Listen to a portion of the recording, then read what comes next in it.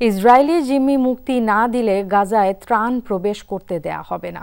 Israeli প্রধানমন্ত্রী Benjamin নেতানিয়াহুর office থেকে দেয়া হয়েছে এই বিবৃতি। পবিত্র রমজান মাস এবং ইহুদিদের বসন্তকালীন উৎসব পাস ওভার চলাকালে গাজায় সাময়িক যুদ্ধবিরতি কার্যকরে প্রস্তাব দেন যুক্তরাষ্ট্রের মধ্যপ্রাচ্য বিষয়ক দূত স্টিভ উইটকফ।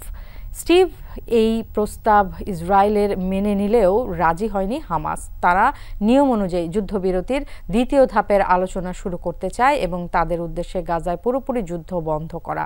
চুক্তি অনুযায়ী প্রথম ধাপের যুদ্ধবিরতির ১৬তম দিন থেকে দ্বিতীয় ধাপের আলোচনা শুরুর কথা।